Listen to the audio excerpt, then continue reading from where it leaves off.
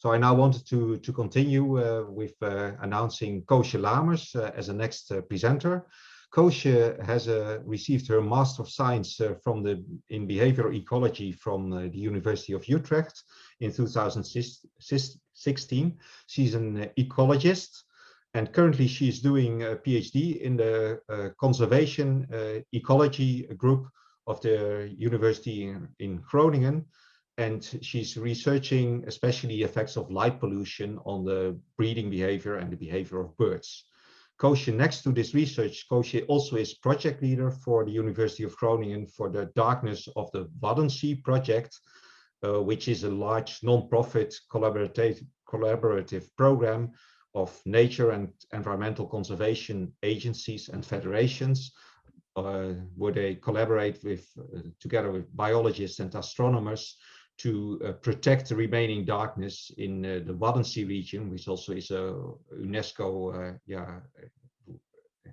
announced area.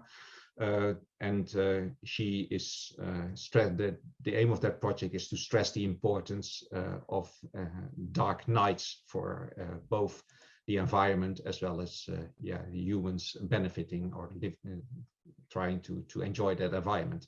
Koosje, please go ahead with your presentation. Looking forward to hear more details about that project and your activities. Wonderful. Thank you, Luc. Okay, let me share. Thank you for this wonderful introduction. There we go. It'll be, can you see it all right? It'll be a little bit more philosophical this time. And I must say I'm a little hesitant to talk to a group of people, of lighting experts and sleep biologists about the importance of darkness. But here we go. So my name is Koosje Lamers. Indeed, I'm an ecologist and I work for the Darkness of the Wadden Sea project. And I'll talk to you today about the importance of dark nights. And you would think that night and day could not be more different, right? But I think, and I hope that at the end of this talk that you will realize actually that they have two things I think in common. On the one hand, it's important for us and for nature that we have light at the right time of the day. And in the case of the night, that means very little of it. And also, it's sort of the case that the way that we've developed and basically shaped our modern living environment is in some ways not only bad for the planet, but also now in conflict with ourselves. And I would like to talk to you about that today in regards to our own well-being, the effects of light pollution on nature, and our links with cultural history and the dark night sky, but also astronomy. All right, and I'll start with a little bit about myself. I'm an ecologist, get my PhD here in Groningen, and I also work with this beautiful large collaborative program where we've tried to make people aware of the importance of the dark nights, and also try to improve and stimulate sustainable development and darkness tourism. So in the past, I've also worked on the effects of light pollution on the breeding behavior of birds, particularly actually near Utrecht on the Light on Nature project, which you may know. So here's the link between birds, I think, and light pollution. So as you've already seen, natural light is actually a very rhythmic thing. We, of course, have the sun, which gives us our 24-hour rhythm, but also monthly rhythms caused by the moon, and even rhythms in our starry sky. So it's actually no wonder that almost all organisms on the planet have evolved some sort of rhythmicity, some sort of day-night activity pattern, even singular-celled creatures. So this all actually changed when we discovered the electric light bulb and when we started massively implementing street lights, because, well, it's obviously super handy for many reasons, and also it's become associated with progress and prosperity in many ways. And you can see that in the last century, there's been a lot of change in lighting conditions where cities used to be relatively dark still initially, and are now in the current millennium really very lighting up just from afar. And of course, there are very many useful lights out there, but also very many detrimental effects of it. And here you can see some examples of sources of light pollution. Here's my own city, Groningen.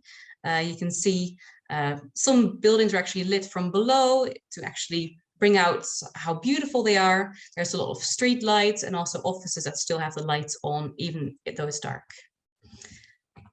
All right, so this is what you can see when you look down upon our planets from above. The state of light pollution is, I think, quite severe. In Europe, it's the case that 60% of people cannot even see the Milky Way anymore with their naked eye. And in the Netherlands, 85% of people live under constant dark conditions that are brighter than a full moon. So this far exceeds what is natural in many ways. And we used to actually use our night vision as well, but in many Western societies, people's eyes actually never make the switch anymore to being adapted to night's conditions. So it's very counterintuitive for how we've evolved, actually. So you can see some of the trends that are happening all over the world. There's many places where light pollution is showing a rapid increase. Also some places where it's showing some decrease, but even these numbers are a little bit doubtful in some ways, because we monitor light pollution with satellite data usually, but satellite monitoring techniques are rather insensitive to blue lights. So even if we're actually seeing decreases in light pollution levels, it could also be a shift towards more blue lighting, which is now happening throughout the world, associated with LED lighting, making, of course, big progress. All right, so the effects that light has on us are actually rather large. In the Netherlands, there's actually a lot of people, 5%, that actually report that they experience hindrance from lights. 5% is actually a lot of people, 675,000, and 3% even report that their sleep is actively disturbed by sources of light pollution. That can be either the headlights of cars, it can be street lighting, or it can be other outdoor sources of light, or even spotlights on buildings like the one that we saw on the church in Groningen. And all of this doesn't even actually count sky glow and the use of electronic devices. So you've already heard, of course, how our biological clock works. Light is perceived by our eyes and used as a cue that guides the suprachiasmatic nucleus, which then stimulates or inhibits the production of melatonin. And there are other countless outputs that steer whether our body basically is in rest or repair for nighttime or in activity mode for the day.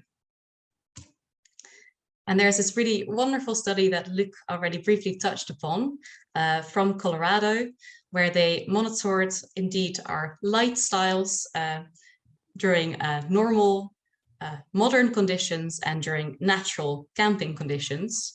And what they showed here was indeed sort of modeling of the light levels that we're exposed to. Really beautiful light exposure curves during the day, and then zero at all during the nights when people are camping. And for participants in modern day environments, much lower daylight exposure and much higher evening exposure to lights. And that can be street lights, light pollution, indoor lights, or even your phone. So this modeling of basically our lightscapes has many effects. Among them is that the production of melatonin is suppressed and actually shifted much later. So you can see when people are starting to make melatonin in natural light conditions, so when they're camping, and what our chronotype is. And you can see both early and late chronotypes all tend to make melatonin or start making it around sunset. But people that are actually in a modern day environment tend to make it relatively early if they're early chronotypes, but if they're late chronotypes, their melatonin suppression causes the onset of melatonin much later during the night, which can cause like a rather long delay of the circadian clock. On average, it's 2 hours, but for these late chronotypes, it's much more severe. So there are a number of problems associated with a disturbed circadian rhythm. Of course, you've already heard some from the previous talk, but it's basically the opposite of the benefits that you can see with a good rhythm. It can be difficulty waking, it's associated with obesity, it can cause extra stress, impair memory function, and melatonin is also a very important hormone for regulating your immune system. So even your immune function can be impaired. And this is something that we see with people who work shifts, for instance. They tend to have a worsened immune function and also higher associations with higher rates of cancer. So for the natural environment, the clock actually works relatively similar. So in animals, we also see that light entrains their circadian rhythm, and this all goes through melatonin as well. And if you've ever heard birdsong in the middle of the night, then you've actually witnessed the effects of light pollution on their daily rhythms. So especially early singers like robins that usually already start singing an hour or so before sunrise, they shift their dawn song even earlier in the morning when they're in lighted territories. And this is a bit less pronounced for birds who are less early singers by nature. So especially birds that have evolved to respond to really low light intensities are very clearly disturbed by artificial lights that are on in the environment. But moreover, light also affects the reproductive hormones of many animals, because many animals have more seasonal reproduction. So the light actually conveys the cue, oh, it's actually later in the season. Spring has progressed further already. We have longer daylight hours. And therefore, we also see effects on the timing of breeding in many species, such as grey tits who lay eggs earlier in lighted territories. So light pollution has also been linked to insect declines. There's increasing concern about its role. And if you ever heard the saying like a moth to a flame, you understand how this might work for certain species. Some species like moths are attracted by lights very strongly and likely already also strongly affected by it. And this was studied in the Netherlands, actually, by the research group where I also worked in the past. They put up lampposts in the middle of the forest, basically, and they had little traps where they caught moths, and they could monitor moth biodiversity and population numbers. And after 3 to 5 years, they saw a real change in these lighted moth catching traps compared to a dark control area, because in all of the different light treatments, they saw a decrease in the numbers by about 14% in total. So personally, I work on birds, of course, and if you think about the effects of light pollution, you also have to think about navigation. We've, of course, seen examples of how little sea turtle hatchlings are disturbed by light and move towards the city instead of towards the ocean. But in birds, it's much more complex. So migratory birds migrate in autumn and spring during the nights, and they use, amongst others, a star compass, but also a magnetic compass. And this compass actually needs some light to function. I'm going to show you a really nice example, nice but abhorrent example of the effects of light on birds. This is a tribute in light. It's a memorial essentially to the Twin Towers that used to stand here in New York. And when the tribute lights are on 11 September, you can see all of these little bright silhouettes lit up by these bright beams of light. And you would think that these are maybe moths circling around in the light here, but these are actually small songbirds, all of them, thousands of them. And they're just circling the lights and, well, until they basically get extremely exhausted. So this was a study done by some ornithologists I know in New York. Initially, they monitored with radar the amount of birds around these tribute lights when the lights are off, and then also when they were on a few minutes later. And the moment that the lights turn on, like birds start to actually assimilate around these beams, and they sort of tend to hang around because their compass is basically disturbed by lights. It's sort of super stimuli that they cannot handle, like a deer looking into the headlights of a car. They're completely disoriented and they just fly around until they get exhausted. So dark nights are not only important for animals and for our own well-being, but also for, well, where we ourselves come from. It's really unique to be able to look up at a beautiful dark sky and actually see Earth's place in the universe. And a lot of our own history is linked to dark night skies. For instance, people had navigational tools, and they could use the nightly sky to navigate themselves and go seafaring. There's a lot of spirituality linked into it, like the Romans and the Greeks. They named planets and constellations after various figures from their mythology.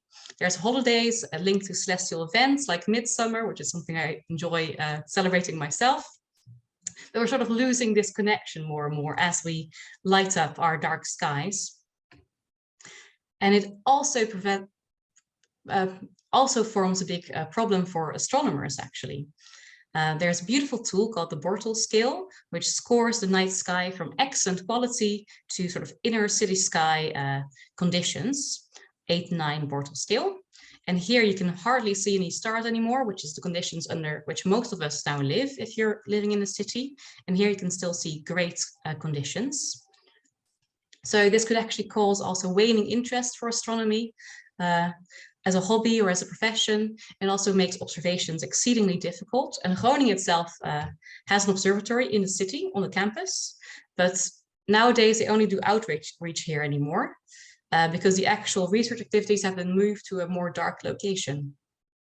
And I think one of the most flabbergasting examples of how the way that we light our nights affects how we think and how what we know actually is this one. In 1994, there was a big blackout in Los Angeles because of an earthquake that occurred and that knocked out all of the power. And suddenly people actually started seeing this big silvery cloud in the sky, and they started calling 911, sort of in a panic and really disconcerted about what this was. But of course, it's easy to forget that people don't necessarily see the Milky Way in their day-to-day lives because of artificial lighting. So the initiative where I work is the Darkness of the Wadden Sea project.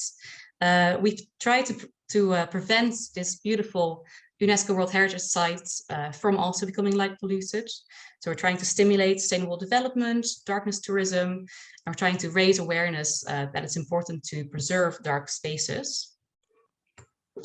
We do this by stimulating dark sky parks and communities. We also have our own new observatory as Groningen in one of these dark sky parks now, and lots of outreach events associated with it. We're building darkness appreciation sites with all of our partners in the Darkness of the Wadden Sea projects, which are places where people can go to either enjoy starry nights, or they can enjoy nightly animals and plants in like a night garden, as we call it. And these sites are spread over the northern parts of the Netherlands, and you can see them in our beautiful outreach tools like this night map. And there's plans for many more of these sites along the Dutch coast in the north in the next 2 years. And also plans for many more outreach activities such as citizen science projects. We already have a yearly recurring light pollution measuring event where we encourage citizens all over the Netherlands to try and count the stars within this rectangle that is the Orion constellation. And here you can see very many, but in reality, in most lit locations, people only count 8 or so. And I'm making future plans to work with scientists to monitor moth biodiversity and link this to light pollution levels as well.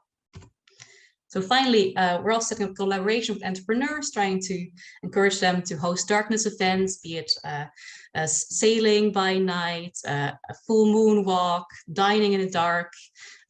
And we're trying to also encourage big light polluters in a region like this industrial area to basically use the tools available and start using smart lighting solutions. So we have a student now working with this industrial area, and he's making a lighting plan for how they can reduce unnecessary lighting and adopt better practices, and also calculates what sort of energy gains can be gained from not having all these unnecessary lights. So some of the ways to de-light your area could be turning off unnecessary ones, directing it groundwards, dimming lights, adjusting color. This can be specific for specific animal groups or even for humans, or we can use timers or sensors, and many smart solutions are possible. And I would love to invite the people present here to also think about this and share their ideas. So slowly we're seeing the light. There are some places where light pollution is decreasing actually. And even these beautiful, even this, the Tributon Light has now the beautiful initiative that they're actually shutting off the lights every few hours or so that the birds can basically depart and move away from the bright lights here. This is a final beautiful project. It's an art project by Daan Rosengaarde, where he actually convinced an entire city to close off, to basically shut off all of their lighting so that people could finally see the stars. All right, this is my talk. Thank you for your attention. And here you can find our contact information and that of the Good Light Group.